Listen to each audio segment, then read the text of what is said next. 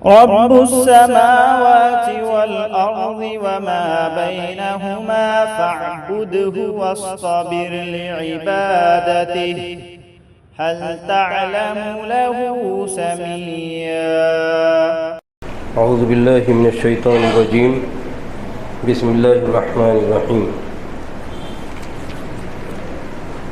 من ذا الذی یقرض اللہ قرضا حسنا فیضاعفہ لہ ولہ اجر کریم۔ اس سے پہلے بات گزری کہ اللہ تعالیٰ نے حکم دیا کہ مال خرچ کرو۔ مال خرچ کرنے کی جو بار بار بات کی جاتی ہے وہ کثرت سے کہا جاتا ہے کہ اللہ تعالیٰ کے راستے میں خرچ کرو۔ اس کی وجہ کیا ہے؟ حکمت کیا ہے؟ حکمت یہ ہے کہ جیسے ایک جگہ پانی جمع ہو جائے تو پانی اسٹیل ہو جاتا ہے، خراب ہو جاتا ہے۔ اسی طرح مال اگر کسی جگہ اکٹھا ہو جائے وہ آدمی کی یہ ہیبٹ ہو جائے بس جمع کرو کسی کو نہ دو، تو وہ اس کا اخلاق عادت طبیعت مزاج سب خراب ہو جاتا ہے۔ اسی لیے نکالنے کی بات کی جاتی ہے کہ اپنے اندر دل بڑا رکھو، ہاتھ کشادہ رکھو، اخلاق کو درست رکھو، ہمدردی دوسروں کے لیے ہونی چاہیے، غریب محتاج بیکس کے لیے سمجھو سماج معاشرے میں آپ کی زندگی کا حصہ ہیں، ان کو تنہا نہ چھوڑو۔ یہ مقصد ہوتا ہے انفاق کا۔ اور انفاق کو دیکھیے اتنا کم رکھا گیا ہے کہ جو فریضہ رکھا گیا زیادہ سے زیادہ 2.5%، اور جب نصاب تک پہنچے وہ آج دنیا میں کتنا وہ لے لیتے ہیں، ٹیکس کتنا لے لیتے ہیں؟ یہ اکثریت تو مسلمانوں میں زکوٰۃ کے نصاب تک پہنچتی ہی نہیں ہے، اور دنیا والے بھیک مانگتا ہو تب بھی ٹیکس دیتا ہے، دیتا ہی نہیں دیتا ہے، بھیک مانگ کے لائے جا کر جو بھی خریدے اور وہ اپنا ٹیکس دینا پڑتا ہے۔ تو دنیا کا تو یہ اندھا نظام ہے، لیکن اسلام نے ہر چیز میں بیلنس رکھا ہے، توازن رکھا ہے کہ کسی پر کوئی بوجھ نہیں ہو اور پورا سماج صحیح ڈھنگ سے چلے، صحیح ڈھنگ سے لوگ رہیں۔ تو اللہ نے فرمایا من ذا الذی یقرض اللہ قرضا حسنا، کون آدمی ہے جو اللہ تعالیٰ کو قرض حسنا دے؟ اب یہ سمجھنے کی چیز یہاں یہ ہے کہ اللہ تعالیٰ تو محتاج نہیں ہے، اس کو قرض کی کیا ضرورت ہے؟ تو قرض کا مطلب یہ ہوا کہ آپ اللہ کے غریب و محتاجوں کو اللہ کی خاطر دیں۔ قرض اب انسان جب دیتا ہے تو اس کے بدلے میں پاتا ہے نا لوٹ کر کے، تو یہاں قرض اس لیے کہا گیا کہ جب اللہ کے راستے میں خرچ کریں گے تو اس کے بدلے میں آپ ثواب پائیں گے، اس لیے قرض کہا گیا ہے۔ تو اللہ تعالیٰ کو تو ضرورت تو ہے نہیں، محتاجی ہے ہی نہیں، لیکن قرض اس لیے کہا گیا ہے کہ جس طرح انسان قرض دیتا ہے لوٹ کے واپس ملتا ہے، ایسے ہی جب اللہ کے راستے میں خرچ کرے گا تو اس کو ثواب ملے گا۔ پھر کہا گیا قرض حسنا۔ قرض کی 2 قسم ہیں، ایک قرض یہ ہے کہ آپ دیتے ہیں واپس لیتے ہیں، اور قرض حسنا اس کو کہا جاتا ہے کہ کسی کو آپ نے دیا لیکن اس کے بعد دیکھا کہ بیچارے کو لوٹانے کی شکت نہیں ہے تو اچھا جاؤ معاف کر دیں، تو اس کو قرض حسنا کہا جاتا ہے۔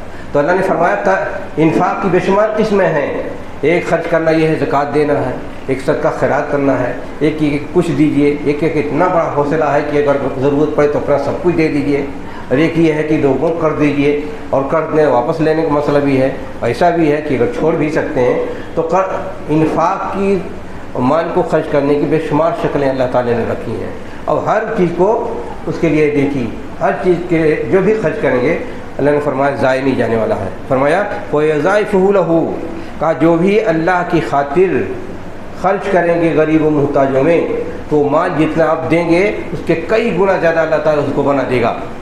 آپ نے 10 روپیہ دیا تو اللہ تعالیٰ اس کو 100 بنا دے گا، 700 بنا دے گا، اتنا اجر دے گا۔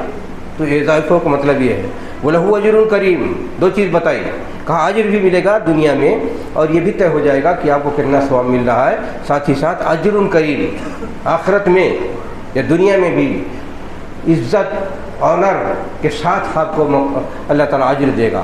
ایک تو اجر ہوتا ہے یہ کہ غریب مزدوری کرتا ہے اور ڈانٹ ڈپٹ کر کے مال بھی اس کو مزدوری دیتا ہے، دوسری یہ کہ بڑی عزت و تکریم کے ساتھ دے۔ تو اللہ نے فرمایا کہ جب آپ دیں گے اللہ کی راہ میں خرچ کریں گے تو آپ کو اللہ تعالیٰ عزت دے گا، تکریم دے گا، سماج معاشرے میں آپ کی عزت ہو جائے گی، لوگ کہیں گے بھلا آدمی ہے، لوگوں کے دل میں آپ کے لیے محبت ہوگی، اور آخرت میں آپ جب جائیں گے تو وہاں ساری دنیا کے جب لوگ اکٹھا ہوں گے تو وہاں یہ آپ کی پہچان بن جائیں گی کہ دیکھیے یہ اچھے لوگ ہیں، ان کو اللہ تعالیٰ نے نوازا ہے، اللہ تعالیٰ نے ان کے اوپر کرم کیا ہے، ان کو آنر دیا ہے، عزت دی ہے۔ یہ مطلب ہوتا ہے اجر کریم کا۔ اس کے بعد آگے فرمایا کہ یہ جو یہ تفصیل بتائی نا کہ ایمان لاؤ، اللہ کے راستے میں خرچ کرو، رسول پر ایمان لاؤ، اور بار بار ذکر کیا گیا کہ دین کی جو بات آئی ہے، قرآن کی جو بات آئی ہے اس کو مانو، تاریکی سے نکل کر اجالے میں آؤ گے۔ کہا یہ پورا پروسیس عمل جو دنیا میں ہو رہا ہے، آخرت میں اس کے بدلے میں کیا ہوگا؟ یوم تری المؤمنین والمؤمنات یسعی نورہم بین ایدیہم وبایمانہم، کہ جب قیامت قائم ہوگی تو جب پل صراط سے گزرنا ہوگا، تو پل صراط کے بارے میں جو تفصیل اللہ کے رسول نے بیان کی ہے یا قرآن کریم میں جو آیا ہوا ہے، تو یہ ہے کہ اتنا باریک ہوگا، بال سے باریک، تلوار سے تیز، اور اسے گزرنا ہے، اور یہ پل جہنم پر رکھا ہوا ہے، اور ہر آدمی کو گزرنا ہو اس کو۔ سب سے بڑی آزمائش وہاں اور پہچان اچھے نیک لوگوں کی یہی ہوگی۔ اللہ نے فرمایا حتم مقضیہ، کہ ہر ایک کو گزرنا ہے، چاہے نبی ہو، چاہے اچھا ہو، برا ہو، سب کو گزرنا ہوگا۔ کہا جو لوگ نیک ہوں گے، اچھا اس پر تاریکی ہوگی، اچھا وہ یہ کہ وہ کتنا بڑا ہوگا، کتنا لمبا چوڑا ہوگا، کچھ اندازہ نہیں ہو سکتا ہے، اس لیے کہ وہاں کی آخرت کی جتنی چیزیں ہیں دنیا سے کوئی آپ موازنہ نہیں کر سکتے ہیں۔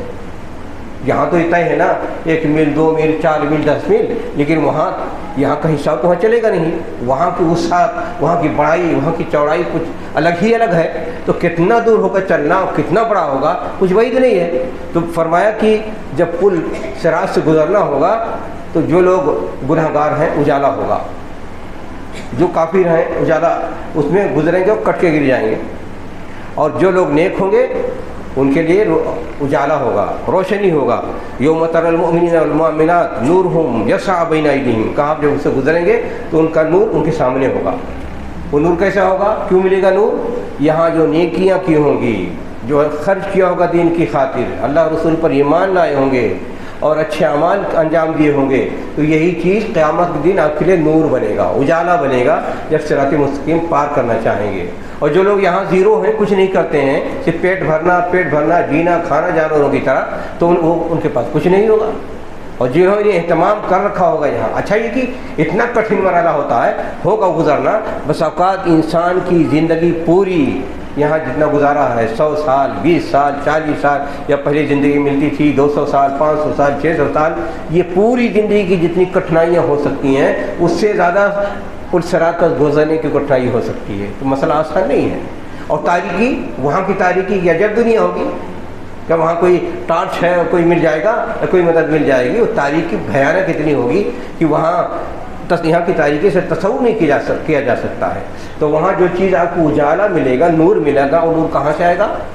نور یہی جو آپ نیک اعمال کریں گے وہی آپ کے لیے نور بنے گا۔ اور جب مومن چلیں گے، مومن مرد اور عورت جب پل صراط سے گزرنا چلیں گے تو نور آگے آگے چلے گا، اور اسی کی روشنی میں آرام سے گزر جائیں گے، ان کو کوئی پریشانی نہ ہوگی۔ تو اللہ نے بیان فرمایا کہ دیکھیے اتنا سب کچھ بیان کرتے چلے آ رہے ہیں، اللہ کی عظمت، کبریائی، نیکی، اچھائی اور اچھا کام، یہاں کا نتیجہ اللہ تعالیٰ بیان فرما رہے ہیں۔ یہ قیامت کے دن ان سب کا نتائج کیا ہوں گے کہ جو لوگ یہاں نیکی نہیں کریں گے، زیرو رہیں گے، تو وہاں تاریکی ہی تاریکی، یہاں بھی نور دین کی بات ہے اور تاریکی سے نکالے، اور وہاں بھی نور کی تاریکی میں چلیں گے۔ جب پل صراط سے جہنم پہ رکھا ہوا اسے گزریں گے تو آپ کو نور ملے گا، اسے گزر جائیں گے۔ تو یوم تری المؤمنین، رسول گرامی صلی اللہ علیہ وسلم کو خطاب کیا۔ آدمی جب کسی سے گفتگو ہو، ایڈریس کرے گا تو، اور اللہ کا کلام، اور اللہ جب ایڈریس کرے تو سب اور یہ کہ ایک اچھی بات، عظیم بات ہو، تو کون آدمی ہے جو مخاطب بن سکتا ہے اللہ کا؟ رسول گرامی صلی اللہ علیہ وسلم۔ تو یہ عظیم بات جب بتائی تو اللہ تعالیٰ نے رسول گرامی صلی اللہ علیہ وسلم کو خطاب کیا کہ اے نبی، تمہاری عظیم شخصیت ہے، اتنی عظیم بات کی جا رہی ہے، تم زیادہ اس معاملے کو کیچ کر سکتے ہو، زیادہ اس معاملے کو سمجھ سکتے ہو، تو قوموں کو بتا دینا کہ دیکھو اس دن قیامت کا یہ حال ہوگا کہ وہ دن جب آئے گا میدان محشر میں، اور جب پل صراط سے گزرنا ہوگا تو آپ کے لوگوں کے لیے نور ہوگا، اجالا ہوگا۔ اور اس کے بعد کیا ہوگا؟ بشراکم الیوم، اللہ تعالیٰ کی طرف سے ندا ہوگا، خوشخبری ہوگی، یہ گزر کے آؤ، آج تمہارے لیے جنت ہے۔ جنت کسے کہتے ہیں؟ جنت کا مطلب ہوتا ہے چھپانا، چھپ جانا۔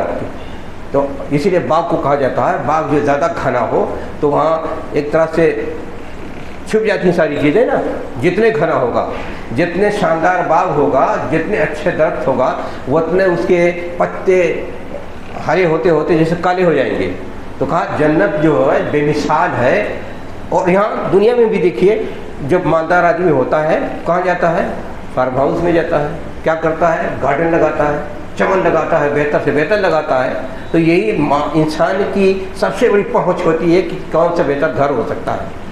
ایک غریب گھر بناتا ہے, جھوپڑا بناتا ہے. ایک دنیا کا سب سے مالدار بناتا ہے تو ایسا بناتا ہے کہ چاروں طرف چمن ہونا چاہیے, باغ ہونا چاہیے, درخت ہونا چاہیے, ہر قسم کا پھل ہونا چاہیے. تو اللہ نے فرمایا وہاں جنت. اچھا ایک جناتن, ایک جنت نہیں ہے, ہر آدمی کی الگ الگ جنت. جیسے اس سے پہلے بتایا کہ دنیا کا سب سے پیچھے سب سے کمزور آدمی جو آخری جنت میں جائے گا اس کو جنت میں جو علاقہ الاٹ ہوگا وہ دنیا سے 10 گنا بڑا ہوگا. تو اللہ نے فرمایا جنت ہوگی, ہر ایک کے لیے الگ الگ الاٹمنٹ, اور اتنا عظیم و شاندار. تجری من تحتها الانہار, اور وہاں دیکھیے یہ واٹرنگ کا سسٹم بھی موجود ہوگا, ندی نہر بہ رہا ہوگا. بھی اگر باغ ہو اور وہاں پھر چشمہ نہ ہو, جنت نہ ہو, یا یہاں کچھ نہیں ہوتا, سوئمنگ پول تھوڑا بنا لیتے ہیں تسلی ہو جاتی ہے. تو اللہ نے بیان فرمایا وہاں باغ بھی ہوگا اور ندیاں بھی ہوگی یا نہریں بھی ہوں گی, اور برابر جاری ہوگی. یہ نہیں کہ خوش ہو گیا بھاگو دوڑو پریشان ہو کہاں سے لائے پانی, وہاں برابر چشمہ جاری ہوگا. اور وہ پانی کیسا ہوگا؟ پانی یہاں کے پانی کے تو تھوڑے رہے گا کہ بھی پولوٹڈ ہو جائے. بھائی جو دنیا میں تصور نہیں کر سکتا آدمی بہتر سے بہتر, جس میں شہد کی مٹھاس ہو سکتی ہے, دودھ کی سفیدی ہو سکتی ہے, وہ ساری چیزیں وہاں موجود ہیں. اس کے بعد فرمایا خالدین فیہا, وہاں جب جو لوگ جائیں گے جنت مل جائے گی تو کبھی کھٹکا غم نہیں ہوگا یار کئی دن کے لیے ہیں چھوٹ جائے گا. یعنی آدمی کا اپنا ذاتی ہو پھر بھی رہتا ہے نا, مر جائیں گے تو چھوٹ جائے گا. تو وہاں نہ چھین جانے کا ڈر ہے, نہ چھوٹ جانے کا ڈر ہے, نہ وہاں تھوڑی دیر کے ملنے والا ہے, ہمیشہ ہمیش کے لیے. یعنی یہاں جو وقت کی اور جگہ کی لمیٹیشن ہوتی ہے ہر ایک کے لیے ہوتی ہے چاہے کتنا بڑا ہو جائے, وہاں وہ لمیٹیشن نہیں ہے. وہاں انلمٹ ساری چیزیں ہوں گی. تو وہاں بھی نہ وقت کی تعین ہوگی نہ جگہ کی تعین ہوگی. بڑا ہی سے بڑا جتنا عظیم ہو سکتا ہے, جتنا مدت ہو سکتی ہے, انلمٹ ہوگی ساری چیزیں. تو اللہ نے بیان فرمایا جو لوگ جہاں جنت میں جائیں گے تو یہ اللہ تعالیٰ کی طرف سے اعلان ہوگا کہ مہمان کے حصے سے آئے, جہنم پر پل پار کر لیا, روشنی اجالے میں چلے آئے, پھر جنت میں آؤ, وہاں تمہارے لیے باغ ہیں, وہاں نہریں ہیں, اور پھر اس کے بعد اس میں ہمیشہ رہو. ہمیشگی کی بات, کبھی کوئی نہ کوئی پریشانی ہوگی, نہ کوئی چھیڑنے والا ہوگا, نہ بجلی بل جمع کرنے کا مسئلہ ہوگا, تو نہ کوئی مینٹیننس کی پریشانی ہوگی. یہ ساری چیزیں کوئی ادنا درجے کا کوئی پریشانی الجھن اور کھٹکا نہیں ہوگا انسان کو. اس بات فرمایا ذالک هو الفوز العظیم. انسان کامیابی چاہتا ہے نا, ہر آدمی چاہتا ہے اس کو کامیابی حاصل ہو. تو کامیابی کسے کہتے ہیں؟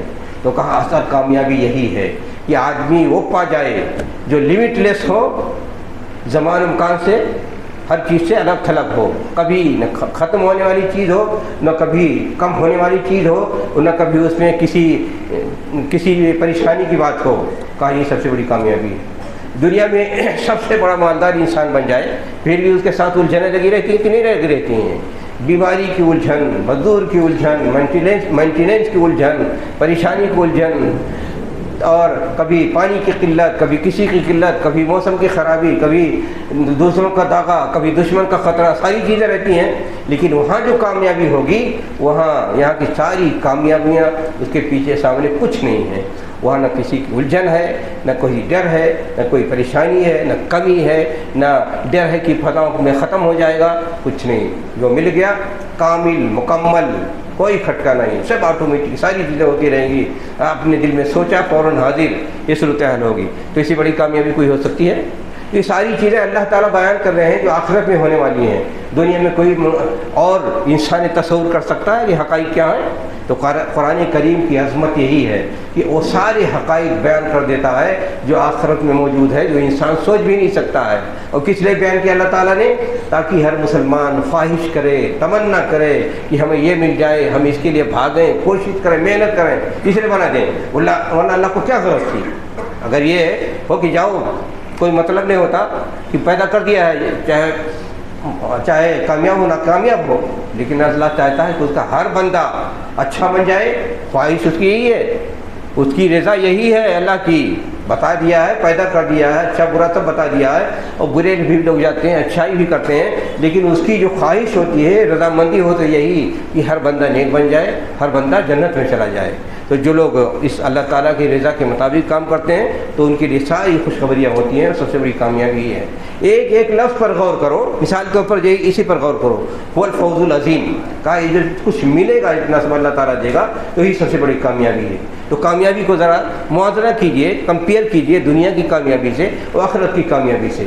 انسان دنیا میں جو سب سے کامیاب مان لیا جائے، کیا اس کی کامیابی آخرت میں جو بڑی کامیابی اللہ تعالیٰ نے دکھائی ہے اس کے لاکھ گنا میں ایک گنا بھی 1% بھی نہیں ہو سکتا۔ تو کہا اس کامیابی کے لیے کوشش کرو، اس کے لیے آپ کے دل میں جذبہ ہونا چاہیے، شوق ہونا چاہیے۔ جو سب سے بڑی کامیابی ہے ازلی ہے۔ اس دنیا میں انسان کتنا جیتا ہے؟ آج کے زمانے میں ہندوستان میں ایوریج عمر کتنی ہے انسانوں کی، مرد عورتوں کی؟ 65 سال، 64 سال، یا یہ بھی غلط بول سکتے ہیں تو زیادہ سے زیادہ 60 سال ہوگی۔ ایوریج عمر ہوتی ہے نا ہر کنٹری کی، ہوتی کہ نہیں ہوتی ہے؟ تو ایوریج عمر جیسے بھائی کہا جاتا ہے کہ اس کی جاپان میں لوگوں کی ایوریج عمر 91 سال ہے، امریکہ میں 89 ایئرس ہے۔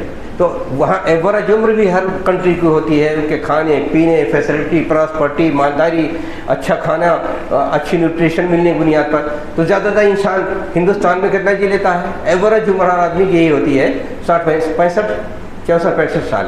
اور اللہ تعالیٰ کے ایک دن جو ہوتا ہے دنیا کے عمر کے مطابق کتنا ہے؟ 50,000 سال۔ تو وہاں کامیابی آپ وسعت کے حساب سے دیکھیے، زمانے کے حساب سے دیکھیے، اور ہر چیز ان لمیٹڈ کے حساب سے دیکھیے، ان کنڈیشن کے حساب سے دیکھیے، اور سکون کے حساب سے دیکھیے، کسی طرح کا کوئی غم نہیں اس کے حساب سے دیکھیے، ہر چیز آٹومیٹک ملنے والی اس کے حساب سے دیکھیے، کوئی لڑائی جھگڑا حملہ ڈیر دشمنی کینہ کپٹ کچھ بھی نہیں ہے۔ تو بتائیے اس سے بڑی کامیابی کیا ہو سکتی ہے؟ اسی لیے اللہ نے بیان کیا ہے شوق پیدا کرو، جذبہ پیدا کرو۔ بار بار قرآن کریم میں کہا ہو سابقوا الی مغفرۃ و جنۃ عرضھا السماوات والارض، اللہ کی مغفرت کے لیے بھاگو، جنت کے لیے بھاگو، کہ جنت سارے زمین کو، سارے آسمانوں کو الگ الگ کر کے جوڑ دیا جائے تو جنت کی صرف چوڑائی کو ناپ سکتے ہیں اور لمبائی کو ناپ ہی نہیں سکتے ہیں۔ تو کہا تو یہ سب اسی لیے بیان کیا جاتا ہے تاکہ آپ اچھے بن جائیں۔ اب یہاں سے پیراگراف بدلتا ہے تو دوسری بات آتی ہے، پھر منافقین کی بات یہ ہے کہ جو لوگ اچھے لوگ ہوتے ہیں ان کو کیا ملتا ہے، اور جو دنیا میں منافقت کی زندگی گزارے ہیں، ڈھونگی لوگ زندگی گزارے ہیں، ان کے لیے کیا ہے۔ یوم یقول المنافقون والمنافقات للذین آمنوا انظرونا نقتبس من نورکم قیل ارجعوا وراءکم فالتمسوا نورا وضرب بینہم بسور لہ باب باطنہ فیہ الرحمۃ وظاہرہ من قبلہ العذاب۔ یہ جو منافقین ہوں گے نا، یہاں بڑے چالاک بنتے ہیں۔ آج کے زمانے میں منافقت کی منافقت ہر جگہ موجود ہے، جہاں عیار، ٹھگ، بدماش، بےایمان، چور قسم کے ہوتے ہیں، وہ منافق ٹائپ کے اپنے کو بڑا اسمارٹ سمجھتے ہیں، بڑا کامیاب سمجھتے ہیں۔ تو یہ بھی ادھر بھی لگے رہو ادھر بھی لگے رہو، نہ کسی دوست کی وفاداری، نہ کسی گھر کی وفاداری، نہ کسی دین کی وفاداری، بس مطلب کے لیے پیسہ چاہیے، ذاتی غرض چاہیے، جو اسی کے لیے بھاگتے پھرتے ہیں ایسے منافقین۔ اور منافق دو قسم کے ہوتے ہیں، ایک یہ وہ منافق جو عقیدے کے منافق ہوتے ہیں، وہ کافروں سے بدتر ہوتے ہیں، اور ایک منافق وہ ہوتے ہیں جو اخلاقی منافق ہوتے ہیں، یعنی ان کے اندر کمیاں ہوتی ہیں، جیسے جھوٹ بولتے ہیں، بے ایمانی کرتے ہیں، وعدہ خلافی کرتے ہیں، لڑائی جھگڑا کرتے ہیں۔ تو آج مسلم سماج معاشرے میں ہر قسم کے لوگ ہیں، بہت سے ایسے، لیکن وہ عقیدے کے جو منافق ہیں جو کافروں سے بدتر ہیں اور پھر ایک مسلمان کہتے ہیں شاذ و نادر ہوتے ہیں لیکن شاذ و نادر ہوتے ہیں، جو مل جائیں گے دوسری پہ دین اسلام کے دشمنوں سے اور جا کر اس میں ہم یہاں ملائیں گے، مسلمانوں کے خلاف کام کریں گے، مسلمانوں میں رہیں گے تو یہاں شمار کرائیں گے اپنے مسلمانوں میں۔ ایسے بہت سے ہندوستان میں موجود ہیں۔ تو کہا جو منافق ہوں گے وہ کیا کریں گے، جب دیکھیں گے کہ اللہ تعالیٰ نے مسلمانوں کو اتنا نوازا ہے، ایمانداروں کو اتنا نوازا ہے، نور ہے، جنت ہے، خوشخبری ہے، عظیم کامیابی ہے، ان لمیٹڈ فیسلٹیز ہے، تو یہ لوگ کیا کہیں گے، یہ تو تاریکی میں ہوں گے، ان کے پاس تو کچھ ہوگا ہی نہیں۔ تو کہیں گے یوم یقول المنافقون والمنافقات، یہ منافق مرد اور منافق عورت، منافق اور بگڑے ہوئے لوگ صرف مردوں میں نہیں ہوتے ہیں، عورتوں بھی ہوتے ہیں۔ تو کہا یہ جتنے ہوں گے مرد یا عورت جو منافق ہوں گے تو ان مومنوں سے کہیں گے جن کو روشنی مجالہ ملے گا، کہا انظرونا، کہا ہماری طرف ذرا دیکھیے، تاکہ تمہارے چہرے پہ جو نور ہے ہم اس سے کچھ حاصل کر لیں، اس سے کچھ کھینچ لیں، تاکہ ہمارا کام بن جائے، ہم بھی پوری طرح سے گزر جائیں۔ انظرونا انظرونا دو مطلب بتایا جاتا ہے۔ ایک بھائی ذرا ٹھہرو، انظرونا مطلب ذرا ٹھہرو، ہم بھی تم سے کچھ فائدہ اٹھا لیں، یا انظرونا کہ آپ کے نگاہوں میں آپ کے چہرے پہ اتنا نور بسا ہوا ہے کہ جب ہم تمہاری طرف دیکھیں تو ہمیں بھی کچھ اجالا مل جائے۔ تو یہ تمنا کریں گے۔ آج جہاں بڑا اسمارٹ سمجھتے ہیں اپنے آپ کو اور اچھے لوگوں کو بیوقوف سمجھتے ہیں، تو اس دن ان کی بے کسی سامنے آئے گی، تو کہیں گے مسلمانوں سے بھائی ذرا ہماری طرف دیکھو، ہم تمہارے چہرے سے نور عکس کر لیں۔ اس بات کیا ہوگا؟ قیل ارجعوا وراءکم، ان سے کہا جائے گا نہیں بھاگو بھاگو، یہاں تمہارے لیے کوئی گنجائش نہیں۔ یہاں قیلا کہا ہے، کس نے کہا؟ یعنی بیچارے مومنوں کو اس میں رد و قد کی ضرورت نہیں رہے گی، اللہ کا نظام ہوگا، اللہ تعالیٰ کا نظام ہوگا، اس نظام کے تحت فرشتے کہیں گے یا اللہ کہے گا کہ بھاگ جاؤ یہاں سے، تمہاری کوئی حیثیت نہیں ہے، تمہارے لیے اتنی بھی گنجائش نہیں ہے کہ مومنوں کی طرف دیکھ سکو، تمہاری اتنی بھی اوقات نہیں ہے کہ مومنوں کی طرف دیکھ بھی سکو، تمہاری نحوست دنیا میں جتنی تھی یہاں جو بھی تم چالاک بنتے تھے، لیکن آج آخرت میں میدان محشر میں تمہاری اتنی بھی اوقات نہیں ہے کہ مسلمانوں کی طرح نظر اٹھا کے دیکھ سکو۔ یہ آواز آئے گی، بھاگ جاؤ بھاگ جاؤ یہاں سے، فَالْتَمِسُوا نُورًا، جاؤ کہیں اور تلاش کرو۔ جیسے منمانی زندگی گزارتے تھے، دین کو نہیں مانتے تھے اور آخرت میں اپنے حساب سے مکاری کرتے رہتے تھے، کہا یہاں تلاش کر لو نور، اللہ تعالیٰ کا جو نظام ہے یہاں، جو مومنوں کو نور ملا ہے، وہ نور کے سے تمہارا کوئی لینا دینا نہیں، جاؤ کہیں اور جگہ تلاش کرو۔ نہیں، پھٹکار لگے گی، رسوا کیا جائے گا، بھگا دیا جائے گا۔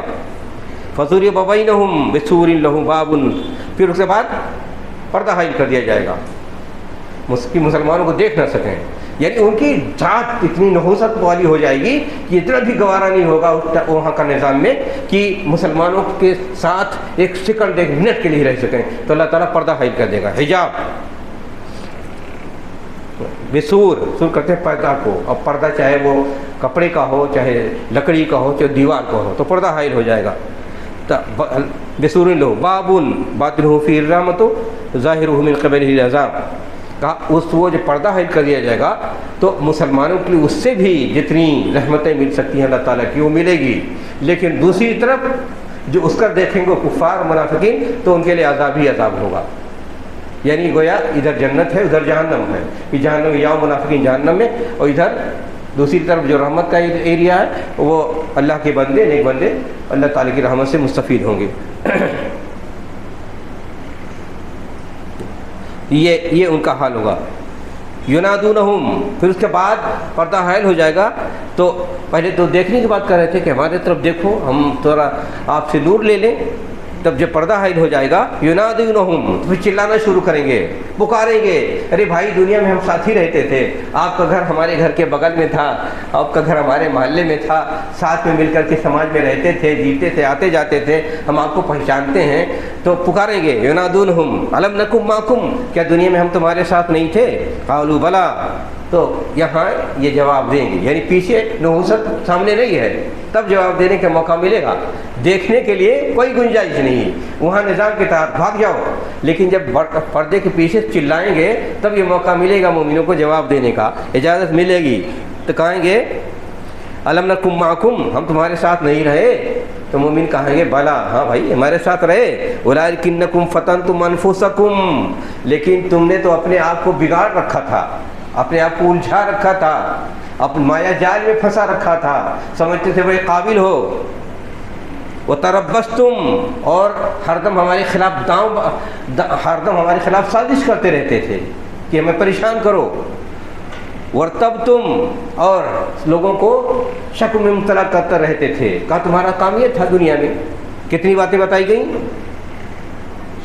فتنتم انفسکم، اپنے آپ کو بگاڑ رکھا تھا، اور وتربصتم، ہمارے خلاف ہر دم سازش کرتے رہتے تھے کہ پھنساؤ پریشان کرو، ورتبتم، اور ہمیشہ حق کی بنیاد پر زندگی نہیں گزارتے تھے، بس شک و شبہ شک و شبہ شک و شبہ اسی میں زندگی کرتی تھی، وغرتکم الامانی، اور مزے لیتے رہتے تھے، لمبے لمبے خواب دیکھتے رہتے تھے، لمبے لمبے چھوڑتے رہتے تھے، اپنے بارے میں بڑا خیال تھا ہم بڑے قابل ہیں، کہا تمہاری زندگی اس طرح کی تھی، جو اللہ نے تبصرہ کیا ہو بہو کہ آج ہی دنیا میں نہیں پایا جاتا ہے، پہلے بھی پایا جاتا تھا، اب بھی پایا جاتا ہے۔ جس طرح کے غلط کار پہلے بھی ہوتے تھے، اصل میں یہی نفسیاتی انسان کی سائیکولوجیکل جو انسان کے اندر فالٹ ہوتا ہے وہی ہوتی ہے۔ یا تو انسان شیخی کا شکار ہو جاتا ہے، یا تو دوسرے کے خلاف سازش کرتا پھرتا ہے، یا پھر شک و شبہ کی زندگی گزرتا ہے، یا لمبی چھوڑتا ہے اور اپنی قابلیت کو مظاہرہ کرتا ہے۔ یہی تو کل بھاگ دوڑ ہوتی ہے بگڑے ہوئے انسان کی۔ تو یہ جو اللہ تعالیٰ کیریکٹر بیان کرتے ہیں غلط قسم کے لوگوں کی، یہی کمال کی چیز ہے کہ آپ اس کو سوچیں، غور کریں کہ کہیں یہ چیز ہمارے آپ کے اندر نہ پائی جاتی ہو، ہمارے سماج و معاشرے کے اندر، ہماری طبیعت کے اندر، ہمارے مزاج کے اندر، ہمارے گھر کے اندر۔ اس لیے کلیئر اللہ تعالیٰ جو 3 پوائنٹ کر کے اللہ تعالیٰ بتاتے ہیں کہ دیکھو یہی سب سے بڑی خرابیاں ہوتی ہیں، سماج میں زندگی گزار رہے ہو اور بس دوسروں کے خلاف سازش کرتے رہتے ہو، اسی میں مزہ ملتا ہے۔ یہ کہ ہر دم بگڑے ہوئے اپنے فلسفہ بگاڑتے رہتے ہو، اپنی قابلیت، یہ باتیں وہ باتیں، یہ غلط وہ غلط، ایسا ویسا، یہ بولی بیکار ہے، وہ ایسا بات ہے، یہ سب صحیح سے صحیح خرافاتیں ہوتی رہتی ہیں اور پھر لمبی چھوڑتے رہتے ہیں۔ ہم لکھپتی بن جائیں گے، ہم کروڑ پتی بن جائیں گے، ہمارا یہ مقام ہے، فلاں وزیر سے ہمارے یہ تعلقات ہیں، مالداروں سے ہمارا اٹھنا بیٹھنا ہے، یہ سب تو ہوتا رہتا ہے نا۔ تو اللہ تعالیٰ نے ساری انسان کی جو فالٹ ہوتی ہے سائیکولوجیکل، اس کو بیان کر دیا ہے، اور ہر زمانے میں انسان کی سب سے بڑی کمزوری یہی ہوتی ہے سماجی زندگی جب گزارتا ہے۔ تو اس سب کو اس لیے بیان کیا جاتا ہے کہ اگر یہ فالٹ، یہ کمیاں، یہ چیزیں ہمارے اندر موجود ہیں تو اس سے بری رہیں، دور رہیں۔ یہ انسان کے لیے ہاں بھی انسان کو تباہ کر دیتی ہیں ساری چیزیں، اور قیامت میں جب قائم ہوگی تو آپ دیکھ رہے ہیں منظر کیا ہوگا، دھتکارے جائیں گے، بھگائے جائیں گے، رسوا کیے جائیں گے، ٹھکانہ نہیں لے گا، مسلمانوں کے ساتھ مومنوں کے ساتھ دیکھ بھی نہیں سکیں گے، جب پکاریں گے تو ان کو ٹکا سا جواب مل جائے گا، اپنی اوقات دیکھو، دنیا میں کیا کرتے رہے، ساری تفصیل بیان کر دی گئی ہے۔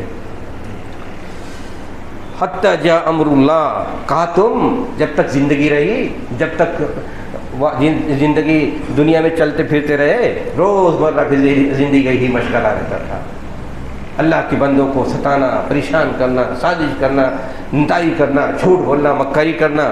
حتی جاء امر اللہ، جب اللہ کا مسئلہ، اللہ کا فیصلہ آ گیا، دنیا سے اٹھا لیے گئے۔ وغرکم باللہ الغرور، اور یہ بھی سمجھ، اچھا یہ جتنے غلط کار ہوتے ہیں نا، یہ بھی سمجھتے ہیں دنیا میں ہم کامیاب ہیں، آخرت میں بھی کامیاب ہیں۔ یہ بھی بڑی مصیبت ہوتی ہے۔ جتنے بدماش ہوتے ہیں، چور، بدماش، بے ایمان، نتائی کرنے والے، ٹھگ، اپنے آپ کو شیخی دکھانے والے، دوسروں کے خلاف سازش کرنے والے، یہ سمجھتے ہیں ہم بڑے اسمارٹ ہیں، اور یہ بھی سمجھتے ہیں ارے آخرت بھی ہمارے سب سے اچھے رہیں گے۔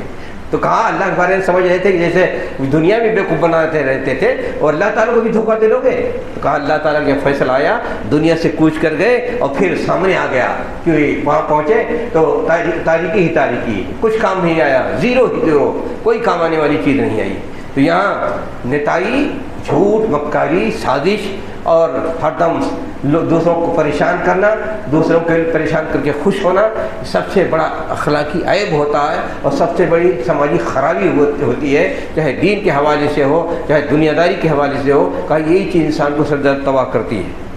تو اس کے بعد فرمایا فَالْيَوْمَ لَا يُؤْخَذْ مِنْكُمْ فِدْيَةٌ وَلَا مِنَ الَّذِينَ كَفَرُوا، کہا آج آخرت میں آ گئے ہو، اب تمہارے یہ کرتوت تھے، اگر تم چاہو کہ ساری دنیا کی دولت دے دو اور جہنم سے بچ جاؤ، کہا اگر امکان ہو، پاسبل ہو کہ ساری دنیا کی دولت دے دو اور جہنم سے بچ جاؤ، کہا قبول نہیں ہوگا، ٹھکرا دیا جائے گا، بھاگ جاؤ، ممکن تو ہے ہی نہیں۔ لیکن اللہ نے کہا کہ ایف کے ساتھ کنڈیشن، یعنی اگر امکان ہو کہ دنیا کی ساری دولت انسان دے کر کے اور جہنم سے بچنا چاہے تو بڑی خوشی سے تیار ہوگا، لیکن بس وہاں تھا، وہاں تو زیرو، کچھ نہیں ہوگا۔ مطلب یہ کہ صرف مایوسی ہی مایوسی۔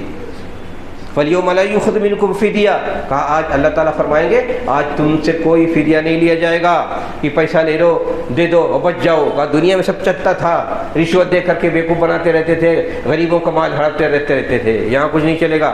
گویا ایک طنز بھی ہے منافقین کے لیے، ایک طرح سے طنز بھی ہے کہ دنیا میں رشوت دے کر کے بڑے کام بناتے رہتے تھے، بڑے مالدار بنتے رہتے تھے، غریبوں کی جائیداد پراپرٹی ہڑپ کرتے رہتے تھے، کہا یہاں یہ سب نہیں چلے گا۔ تو گویا ایک طنز ہے کہ دنیا میں دنیا کا چکر نہیں ہے، آخرت کا یہاں کچھ نہیں چلے گا۔ وَلَا مِنَ الَّذِينَ كَفَرُوا، کہا یا نہ منافقین سے یہ فدیہ لیا جائے گا اور نہ کافروں سے۔ وَمَأْوَاكُمُ النَّارُ، کہا تمہارا ٹھکانہ جہنم ہے، وَهِيَ مَوْلَاكُمْ، یہی جہنم تمہارا دوست ہے، وَبِئْسَ الْمَصِيرُ، اور سب سے بری جگہ ہے، سب سے برا ٹھکانہ ہے۔ اب جنت کے مقابلے میں جہنم کی بات ہے، وہاں بھی ہر چیز انلمیٹڈ ہے، لمٹ لیس ہے۔ جہنم کے بارے میں یہ کہ بسا اوقات اللہ رسول صلی اللہ علیہ وسلم نے وہاں بھی ہر گناہ کے حساب سے الگ الگ کیٹیگری ہے، الگ الگ درجات ہیں، اور اتنا تاریکی ہے، اتنا گہرائی ہے، اس کی آگ اتنی بھیانک ہے، اس میں سانپ بچھو جیسا ساری تفصیل سنتے رہتے ہیں، تو اس میں یہ کہ اتنی گہرائی ہے کہ رسول اکرم صلی اللہ علیہ وسلم نے بیان کیا کہ جہنم کیا ہوتی ہے۔ کہا ایک پتھر گرا اور 70 سال گرتا رہا تب جا کر پیدے میں پہنچا، کہا وہ آواز مجھے آئی ہے، اللہ تعالیٰ نے سنایا ہے انسان کو بتانے کے لیے کہ جہنم کتنی گہری ہوگی۔ دنیا میں جتنا سمندر گہرا ہو سکتا ہے، کتنا گہرا ہو سکتا ہے؟ ساؤتھ پیسفک میں ایک جگہ ہے جہاں 16 کلومیٹر گہرا ہے، اس سے زیادہ گہرا سمندر نہیں ہے، لیکن جو 70 سال کوئی چیز گرے اور 70 سال بعد اپنے پیدے میں پہنچے تو اسے گہرا ہوگا کہ نہیں ہوگا؟ تو جتنی گہرائی کا تصور ہو سکتا ہے، یا دنیا میں جتنا انسان ناپا ہے سمندر کو کتنا گہرا ہو سکتا ہے، اس سے زیادہ سمندر کی گہرائی ہے۔ تو آپ بتاؤ ایک انسان کو سزا دینے کے لیے بھڑکتی ہوئی آگ ہے، اور دنیا کی آگ جتنی ہے اس سے 99 گنا زیادہ وہ اس میں جلانے کی قوت ہے، اور اس میں سانپ بچھو عذاب کی جتنی شکلیں ہو سکتی ہیں، گہرائی ہے، تاریکی ہے، تو جیسے یہاں نعمت ہے ویسے وہاں عذاب ہے، اور دونوں کو موازنہ کر کے بتایا جاتا ہے اسی لیے تاکہ جنت میں جانے کا شوق ہو اور جہنم سے بچنے کے لیے کوشش کرو۔ اللہ تعالیٰ ہم سب کو توفیق عطا فرمائے کہ ہم دین کو صحیح طور پر سمجھیں۔ اللہ تعالیٰ ہمیں جنت کے ہمارے اندر شوق پیدا کرے جنت حاصل کرنے کا، اور جہنم سے بچنے کی قوت و صلاحیت عطا کرے۔ وآخر دعوانا ان الحمد للہ رب العالمین۔